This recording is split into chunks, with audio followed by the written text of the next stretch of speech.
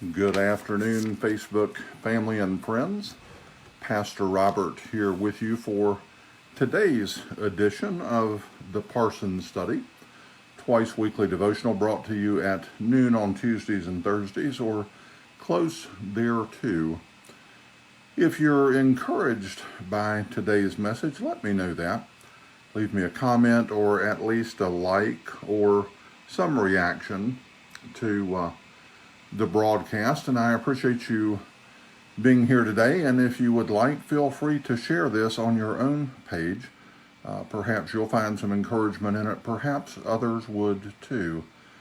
And today, if you have your Bibles handy, we'll be in the Psalms again, in Psalm 105. So I'll give you just a moment to turn there. And if not, if you'd simply like to make a note of where we are, Psalm 105. And I want to begin reading there. We'll look at a different part in a minute, but I want to begin with the first 5 verses of Psalm 105. Oh, give thanks to the Lord, call upon his name, make known his deeds among the peoples. Sing to him, sing praises to him, tell of all his wondrous works. Glory in his holy name.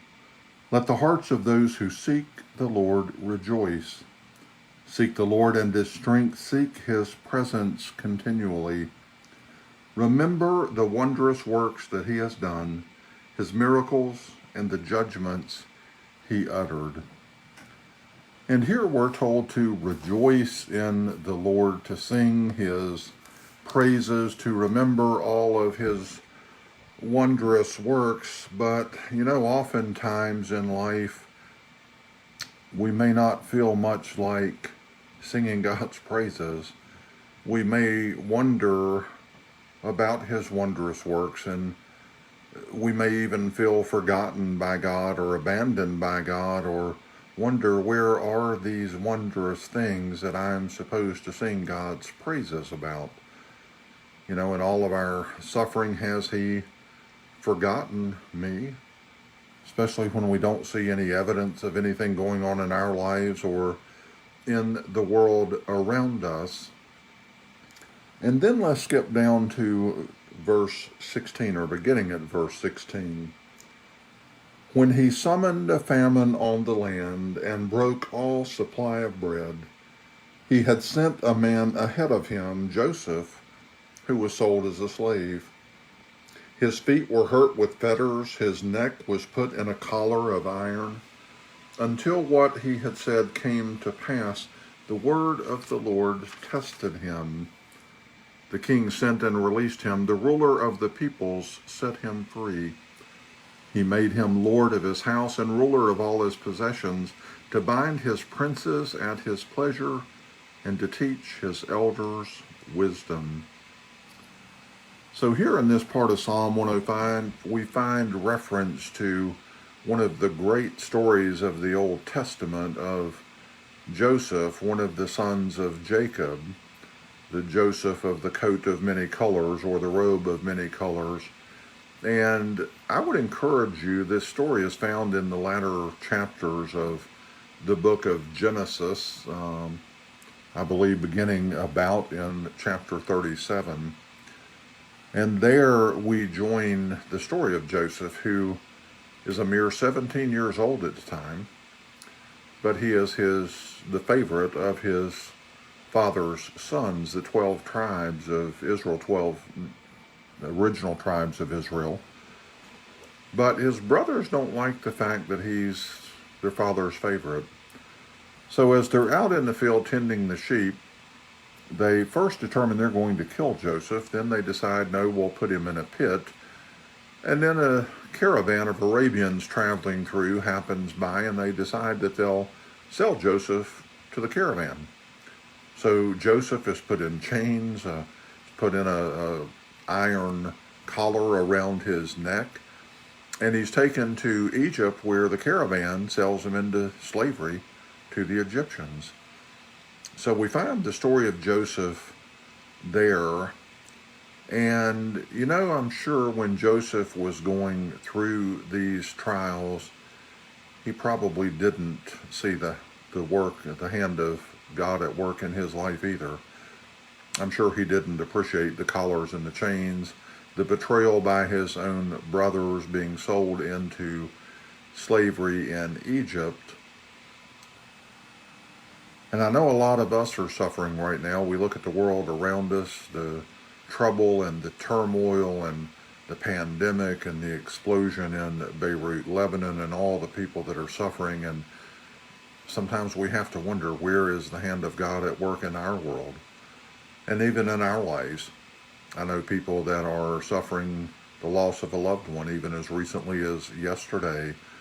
Some that are suffering relationship issues and going through divorces, some that are suffering from illnesses or battling cancer, and others that are concerned about finances or job security or family security. I mean, there's all kinds of problems. We don't have to look far to find something to concern us or to worry about.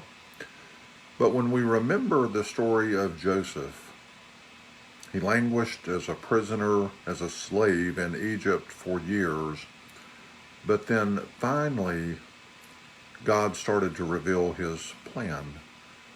Joseph was released from prison. Trying to find this in my text.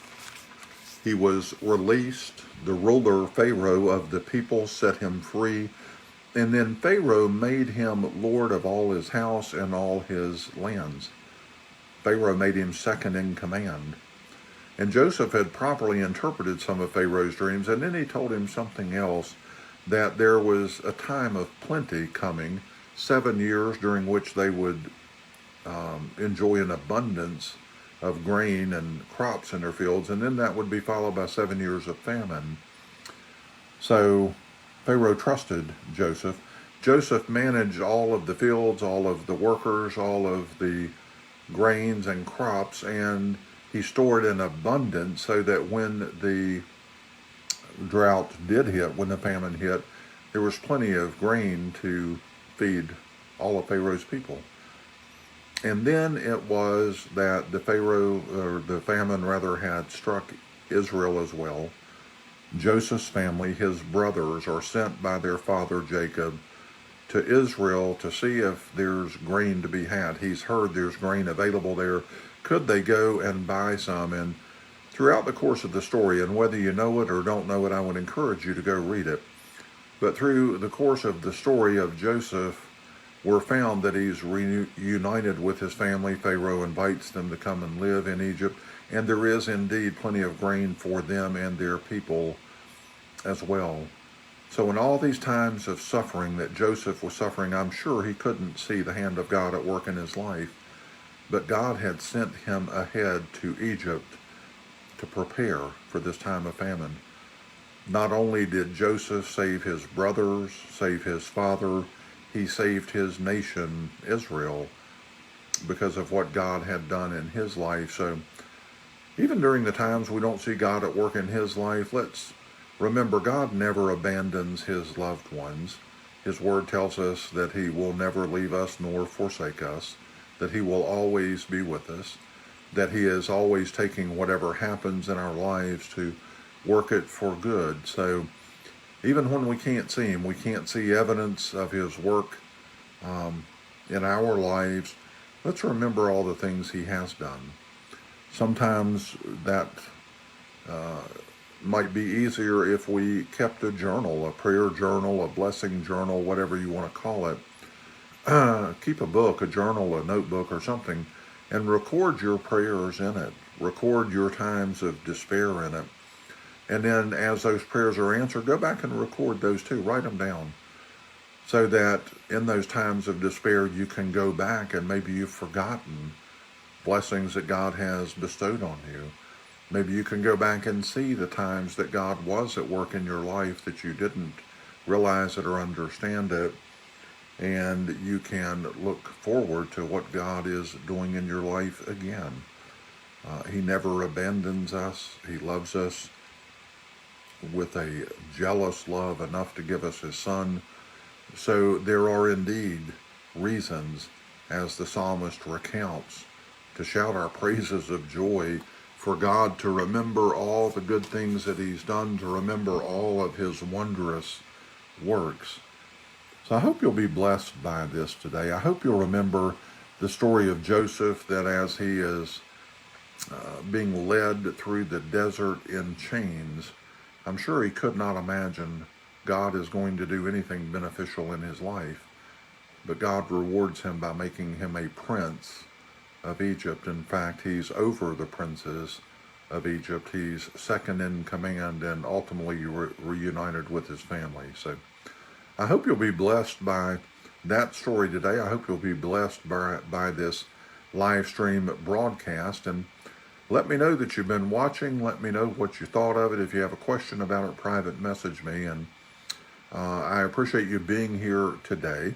Hope God will continue to bless you through the rest of the week. And I will look for you in church on Sunday, either in church or here on Facebook Live, and again next Tuesday at the Parsons Study. So thanks for joining me, and God bless.